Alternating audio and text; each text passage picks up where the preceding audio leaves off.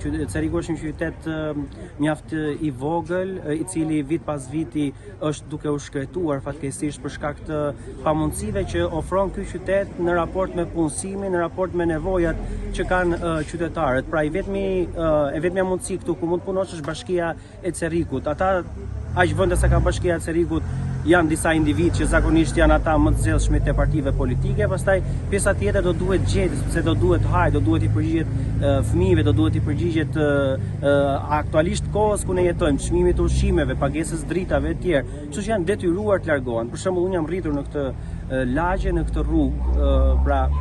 vite më parë, për rreth nga mosha 6 deri në 18 vjeç që kam qëndruar pra në Cerrik, dhe mund të them që vit pas viti këtu çdo gjë vjen duke u shkretuar. Pra asnjë nga ata të cilët unë jam rritur nuk e gjen më në këtë lagje. Çka do të thotë për situatën e vështirë në fakt ku ndodhet qyteti I Cerrikut. Dhe patjetër qytetarët do duhet të kuptojnë se një herë në 4 vite, apo siç po I ndodh qytetit Cerrikut dhe në këto zgjedhje të pjesshme, është e rëndësishme të votojnë, të marrin pjesë dhe të ushtrojnë të drejtën e tyre për të votuar pa u ndikuar nga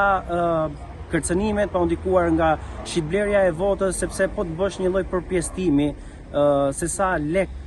pra I jep ai politikani, ai kandidati, individit, pra për t'i marrë votën, pra 365 ditë, pra 4 vite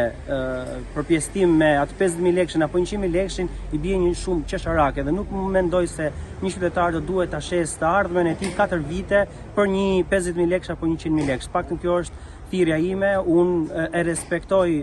të drejtën time për të votuar, prandaj kam udhëtuar nga Tirana ditën e sotme në Cerrik për të votuar e për të kthyer prapë në kryeqytet.